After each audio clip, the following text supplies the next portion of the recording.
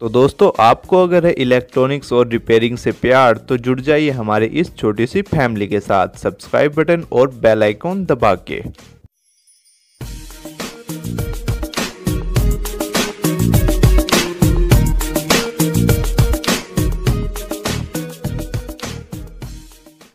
तो दोस्तों कैसे हो आप सब। मैं आशा करता हूँ कि आप सब अच्छे होंगे।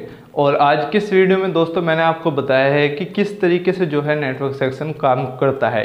एक जो है बिल्कुल आपको डीप वे में बताया, ये नहीं कि आपको ऊपर ऊपर से बता दिया कि ये लाइन यहाँ से आती है, ये यहाँ से आती है। पूरा बिल्कुल एक डीप वे में बताया। अगर आप इस वीडियो को पूरा एंड तक देखते हैं तो आपको जो है ये समझ में आ जाएगा कि नेटवर्क सेक्शन किस तरीके से काम करता है, कौन कौन से सिग्नल किस किस आईसी को चाहिए होते हैं और कौन कौन से फ्रीक्वेंसी बैंड पे जो है आपकी आईसीज काम करती है। और दोस्तों जैसा कि इस चैनल पे फिलहाल मेरे को कमेंट मिल रहे थे कि जो हमारे बिगनर्स भाई हैं तो उनको समझ में नहीं आ पा रहा है कि जो हम आजकल की एडवांस वीडियोस बनाते हैं, तो उन भाइयों के लिए जो है दोस्तों मैंने एक चैनल और बनाया है जो बिल्कुल बिगनिंग से है। अगर आपसे कुछ नहीं आता है या फिर आपका बेस बिल्कुल कमज़ोर है तो जो आपको यहाँ साइड में दिखाई दे रहा होगा तो इस चैनल पे आप जा सकते हैं। ये भी मेरा ही चैनल है और इसकी जो है वीडियो यहाँ से जो है आपको बिल्कुल बिगनिंग से जो है सीखने को मिलेगा सब कुछ। इस चैनल का जो है दोस्तों आपको लिंक नीचे डिस्क्रिप्शन में मिल जाएगा, आप उस लिंक पे जाके जो है इस चैनल पे आराम से पहुँच सकते हैं। और दोस्तों अगर आपको वीडियो अच्छी लगे तो इस वीडियो को एक लाइक जरूर कीजिएगा। इतने जो हम एफर्ट्स लगाते हैं वीडियोज़ वगैरह बनाने में तो एक लाइक तो यार बनता ही है। तो चलिए दोस्तों देखते हैं कि किस तरीके जो है हमारा नेटवर्क सेक्शन काम करता है। तो दोस्तों चलिए देखते हैं कि हमारा नेटवर्क सेक्शन किस तरीके से काम करता है। तो इस वीडियो को जो है दोस्तों हम 3 पार्ट में बनाएंगे।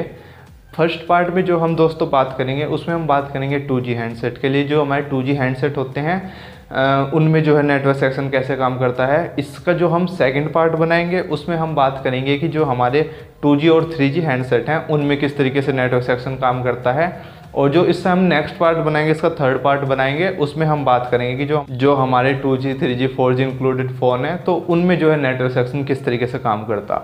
अब डायरेक्ट अगर मैं यहाँ पे आपको समझाने लगता है कि 4G फ़ोन में इस तरीके नेटवर्क सेक्शन लगता है, ये एंटीना होता है, ये वो होता है, तो मतलब उसमें फिर फ़र्क ही क्या रह जाता हमारे समझाने में और के समझाने में। वो सब तो और सब भी समझा ही रहे हैं। और आज अगर दोस्तों आपने इस वीडियो को जो है ओपन किया है तो मैं इस बात का दावा करता हूँ कि आपको जो है बहुत कुछ इस वीडियो से सीखने को मिलेगा जो अब तक आप शायद नहीं जानते थे।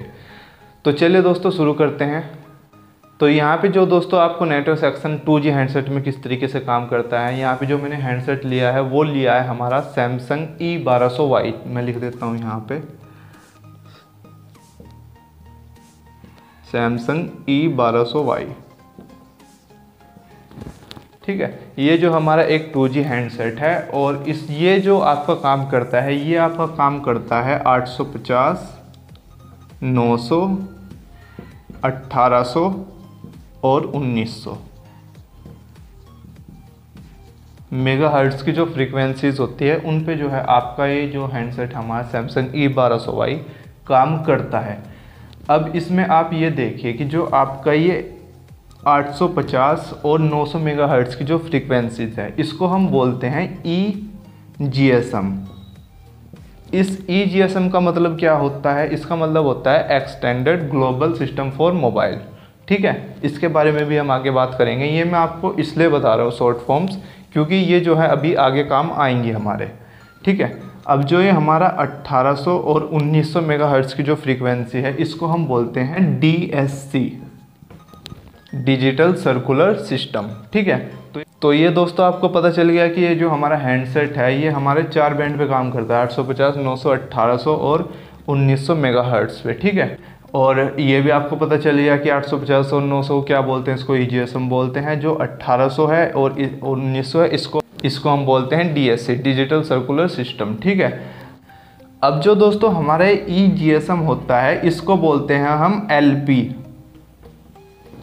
इसको जो आईसीज वगैरह होती है वहाँ पे इसको डिनोट किया जाता है LP से। LP का मतलब होता है आपका लोअर बैंड। मेरी राइटिंग इतनी अच्छी नहीं है लेकिन समझ लीजिएगा। ठीक है, तो आपको दोस्तों पता चलेगा कि जो ये EGSM है इसको फर्दर बोला जाता है आईसीज में, सिग्नल के में क्या बोला जाता है इसको LP। LB का मतलब होता है आपका लोअर बैंड। अगर इसके आगे हम TX लगा लेते हैं तो ये हो जाता है आपका ट्रांसमिट, और RX अगर हम इसमें लगा लेते हैं तो ये हो जाता है आपका रिसीव। ठीक है, उसी तरीके से जो है हमारा ये है DSC, इसको भी मैं यहाँ पे लिख लेता हूँ। जो ये हमारा DSC है इसको हम फर्दर IC में बोलते हैं HB, हायर बैंड। ठीक है, अब जब ICs की जब हम पिन आउट्स की बात करेंगे आगे, तो वहाँ पे आपको HB दिखाई देगा, LB वगैरह ये सब दिखाई देंगे। तो मैं इसलिए आपको यहाँ पे पहले बता रहा हूँ कि इनका मतलब क्या है।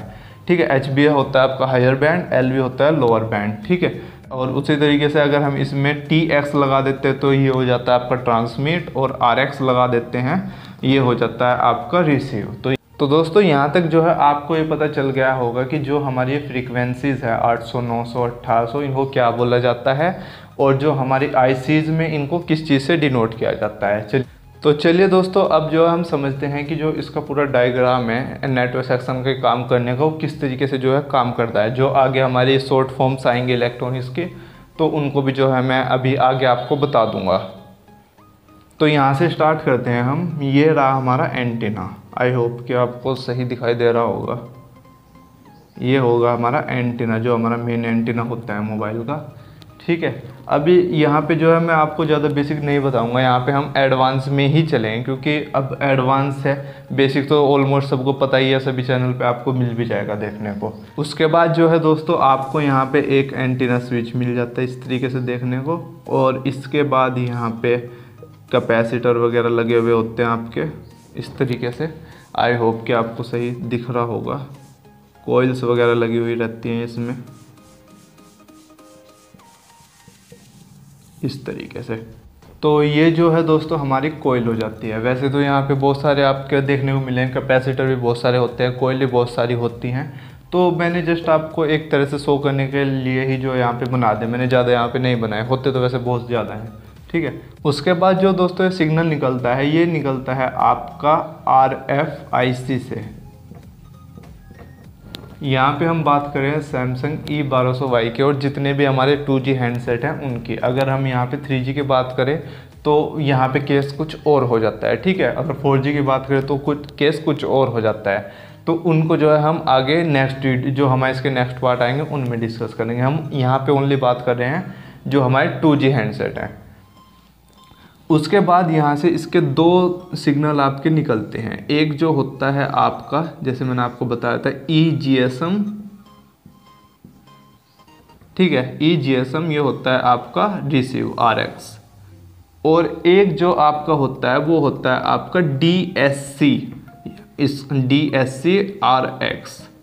और ये जो होते हैं आपके, ये होता है आपका लोअर बैंड के लिए, लोअर बैंड के लिए। और ये वाला जो DSC होता है आपका, ये होता है आपका हायर बैंड के लिए, LB और HB। ठीक है, उसके बाद जो है दोस्तों ये जो दो सिग्नल जाते हैं, ये जाते हैं आपके एक स्विच प्लेक्सर के पास।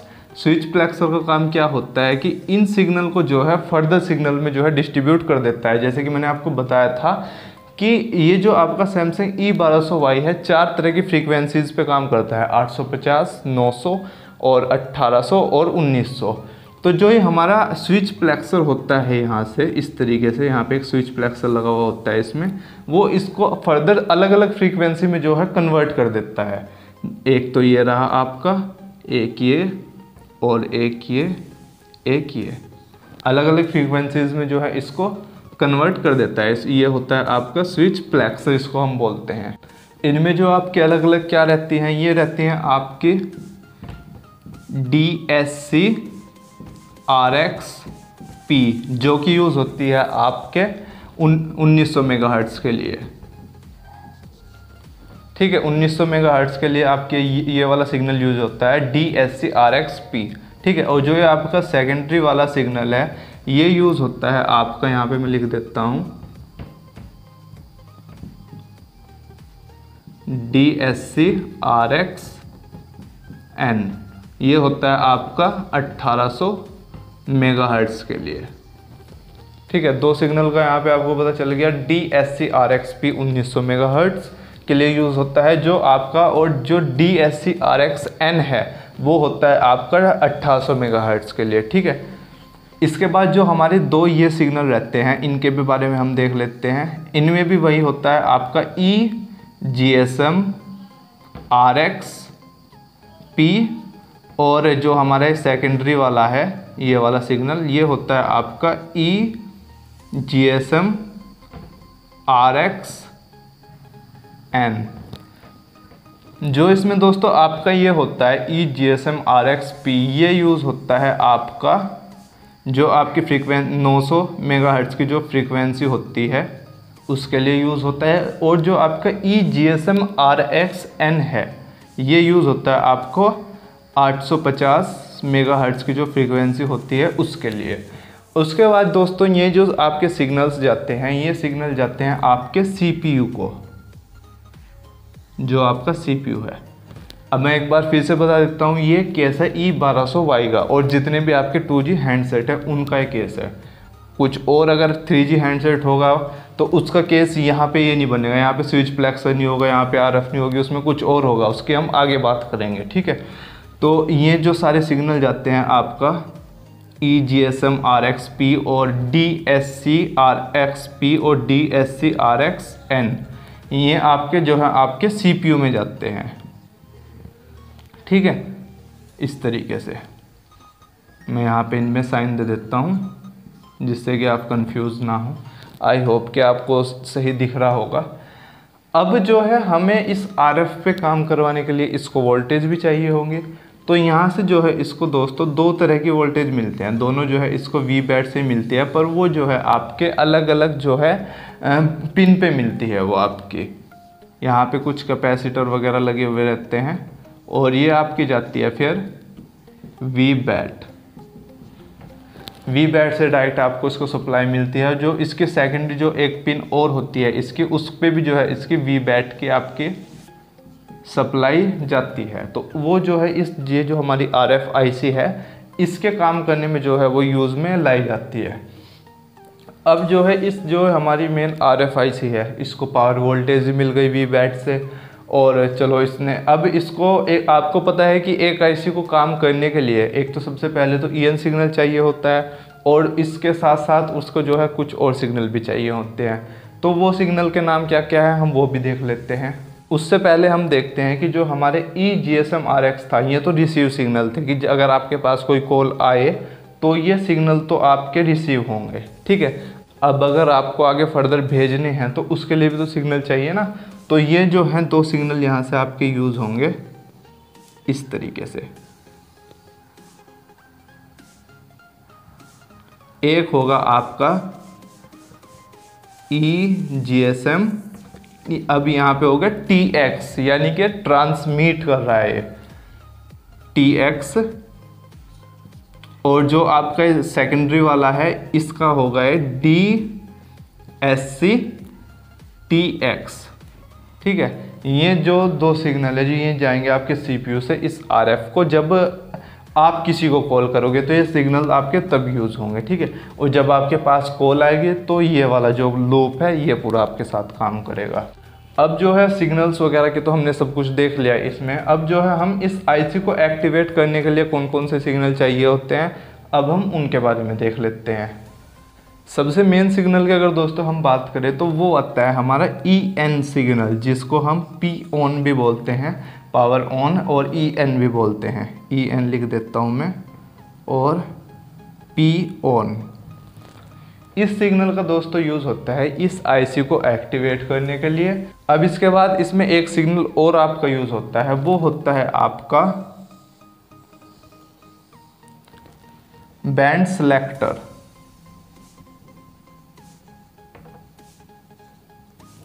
इस सिग्नल का आपका यूज़ होता है कि जब आप अपने हैंडसेट में सर्चिंग में जाके वहाँ पे बैंड सेलेक्ट करते हैं तो उस टाइम पे जो है आपका ये वाला सिग्नल काम कर रहा होता है, जो आता है आपके CPU से। ये तो आपको हर तरह के ICs में आगे भी देखने को मिल जाएगा। जो आपके 2G हैंडसेट होते हैं उनमें तो जो है आपको हर जगह मिल ही जाएगा, ठीक है। और जो ये आपका EN सिग्नल है इसका मैंने आपको बता ही दिया, ये आपका यूज़ होता है आपकी इस RF जो IC है इसको जो है एक्टिवेट करने के लिए। अब दोस्तों यहाँ पे एक सिग्नल आपका और आता है जो इस RFIC को स्टेबलाइज करने के लिए काम में लाया जाता है, और जो इसकी एक पावर आउटपुट होता है, पावर इनपुट होता है, उसको स्टेबलाइज करने के लिए काम में लिया जाता है। उस सिग्नल का आपका नाम होता है, ये सिग्नल भी जो है आपका CPU से आता है और इसका नाम होता है आपका VRAMP। ठीक है, अगर मैं इसकी फुल फॉर्म की बात करूं, इसकी फुल फॉर्म होती है आपकी एनालॉग पावर कंट्रोल सिग्नल, यानी कि जितने भी इसके RFIC के आपके आउटपुट्स हैं और जितने इसके इनपुट्स हैं, उन सबको स्टेबलाइज करने के लिए इस RFIC को जो है VRAMP सिग्नल दिया जाता है। अब दोस्तों हमने ये तो देख लिया कि जो हमारे 2G हैंडसेट होते हैं और उनमें जो है नेटवर्क सेक्शन इस तरीके से काम करता है, जितने वो बैंड के होंगे उसी तरीके से उतने उनके बैंड फिर यहाँ से डिस्ट्रीब्यूट हो जाते हैं।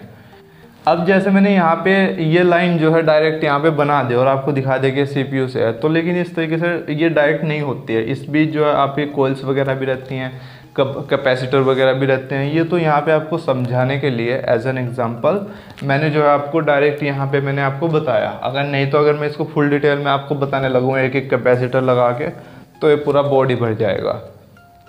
अब हमने ये तो समझ लिया कि हमारा जो नेटवर्क सेक्शन होता है 2G फ़ोन्स में वो कुछ इस तरीके से काम करता है, ये सिग्नल्स उसको चाहिए होते हैं। अब हम इसमें देखते हैं कि इसमें प्रॉब्लम कहाँ कहाँ पे आ सकती है। मान लीजिए कि हम जो है इस सिग्नल को यहाँ से कट कर दे जो VBAT का है, उस कंडीशन में क्या होगा कि आपकी RFIC है वो काम तो करेगी नहीं, और प्रॉब्लम क्या आएगी आपकी,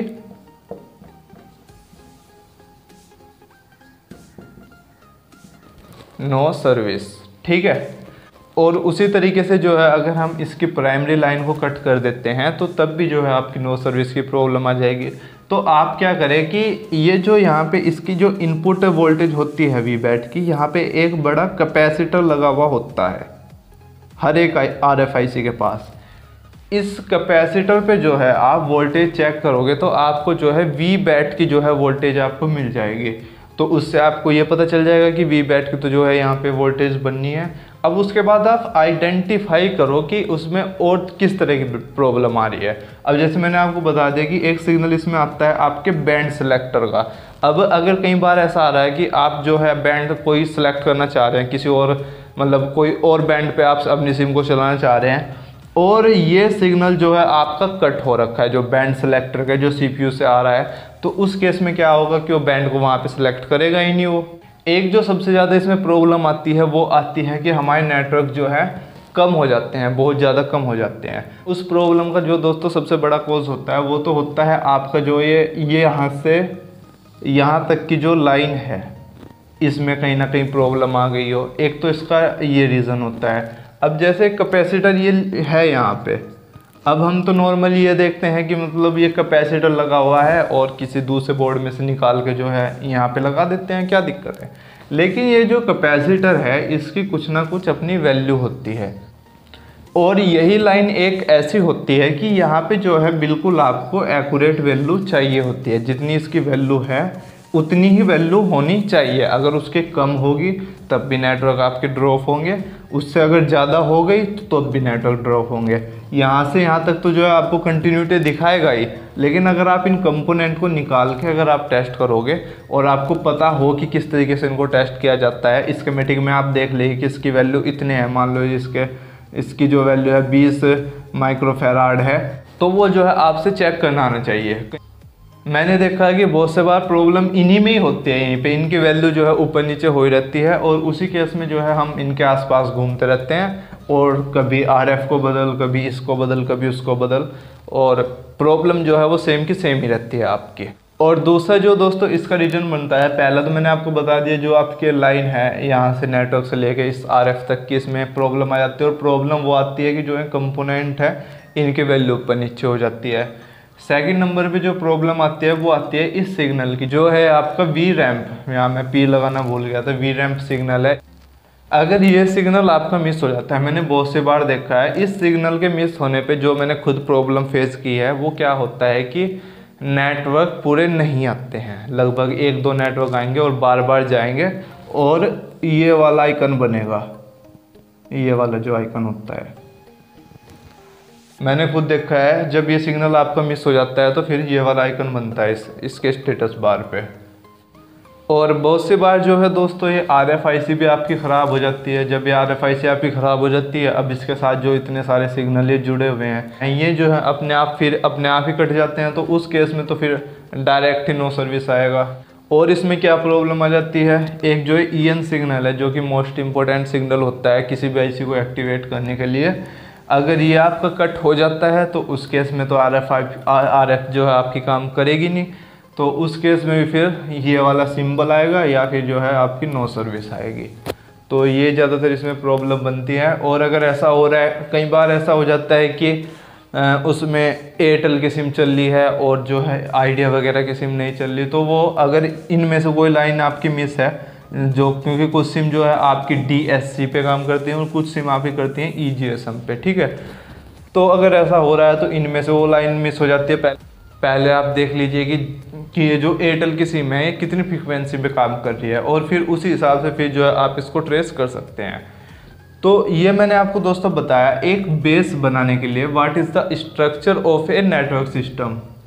ये एक बिल्कुल आपके लिए बेस है। अब इसी बेस से आप देखना कि जब हम आगे के और इसके पार्ट बनाएंगे कि जो आपके 2G और 3G फ़ोन है, उनमें देखना कि जो जैसे आपके ये जो मैंने आपको बताई है छोटी छोटी चीज़ें आपको बताई, यही चीज़ें आपके कितनी काम आएंगी। और जब आप स्कीमेटिक आप रीड करते हैं तो वहाँ पे भी जो है आपको इस तरह की टर्म सारी दिखाई हुई देती हैं। अब दोस्तों जैसे मैंने आपको स्टार्टिंग में बताया था कि जो हमारा ये चैनल है ये तो अब एडवांस लेवल पे चला गया है, इसमें हम एडवांस लेवल के जो है सोल्यूशन सारे लाते हैं। अब मान लीजिए कोई हमारा नया कोई भाई आता है तो उसे इनके बारे में क्या पता चलेगा, NDSC, GSM, HB वगैरह, LB वगैरह क्या है।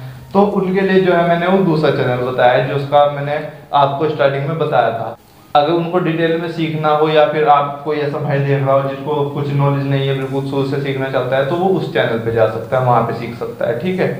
तो दोस्तों ये था हमारा नेटवर्क सेक्शन, 2G हैंडसेट में नेटवर्क सेक्शन किस तरीके से काम करता है। और अगर इसमें मुझसे कुछ रह गया हो बताने के लिए तो मैं उसको जो है मैं आगे कवर कर लूँगा जब मैं इसका पार्ट 2 बनाऊंगा, जिसमें हम बात करेंगे जो हमारे 2G और 3G हैंडसेट इंक्लूडेड रहते हैं तो उनमें किस तरीके से नेटवर्क सेक्शन काम करता है। और ये तो जो है मुझे लगता है कि आपकी समझ में आ गया हो। कुछ अगर रह गया हो तो आप जो है इसमें कमेंट कर दीजिएगा, ठीक है। तो दोस्तों ये वीडियो आपको कैसी लगी हमें कमेंट में लिख के जरूर बताइएगा। और अगर आप हमारे चैनल पे नए आए हैं तो आप हमारे चैनल को सब्सक्राइब कीजिएगा। और यहाँ पे जो है हम मोबाइल रिपेयरिंग, सॉफ्टवेयर, हार्डवेयर से रिलेटेड जो है वीडियोस डालते रहते हैं। तो चलिए दोस्तों, मैं मिलता हूँ आपको नेक्स्ट वीडियो में।